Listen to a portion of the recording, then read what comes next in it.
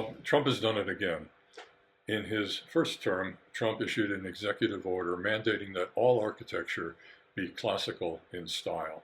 At the time, I wrote in my blog that architects hate this directive and the reasons why. But eventually, Trump went away and Biden rescinded the order.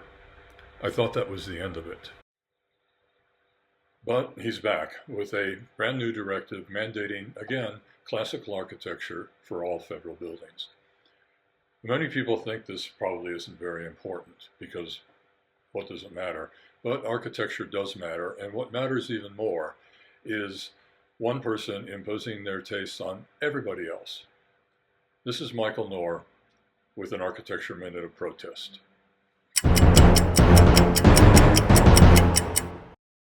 The order mandating classical architecture was issued on August 28th. The proclamation states, "This is intended to make federal architecture beautiful again." There's a lot of presumption built into the mandate. It will take a moment to unpack. First, why is classical architecture presumed to be the most beautiful style? Because Trump says so? How did Trump come to this conclusion? And why would his judgment be better than anyone else's?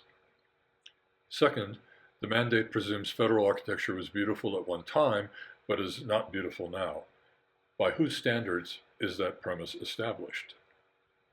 Certainly, the most popular and famous architects alive today would beg to disagree with these presumptions.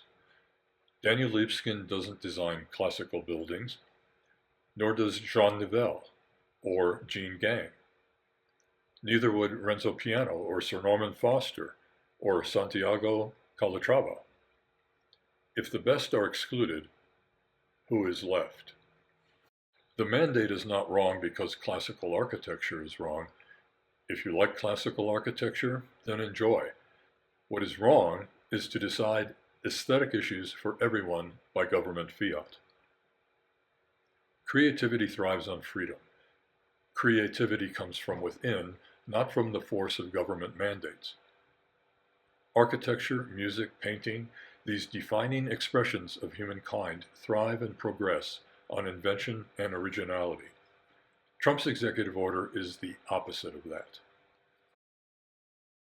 Why is Trump so obsessed with the appearance of federal buildings? Because, and it should be obvious, he loves surrounding himself with symbols of authority. Trump is openly mused about being dictator for a day. Clearly, he wants us to think of him as another Julius Caesar, an imperial leader. The classical architecture of Imperium Romanum provides just the right backdrop for this fiction. This is the obsession of his insatiable ego. Die-hard proponents of classical architecture are dismayed by Trump's order. Michael Knorr, Dean of Architecture at Notre Dame, claims it reduces an entire architectural philosophy to caricature. This is not a small thing. It is dangerous evidence of a narcissist fever dream to control not just aesthetic standards, but everything. This flexing of power is no different than the edifice complex of previous authoritarians.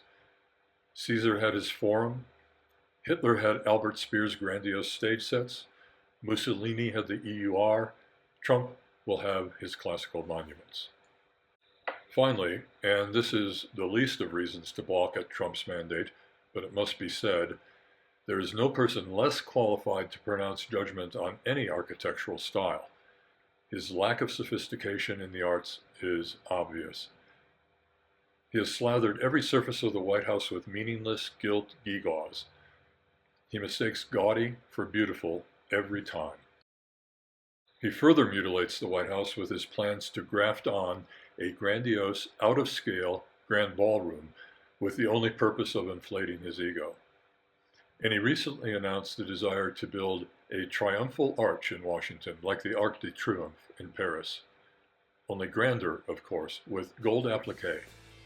It's been dubbed the Arc de Trump. My simple message to Trump is, you know nothing about architecture, so mind your own damn business.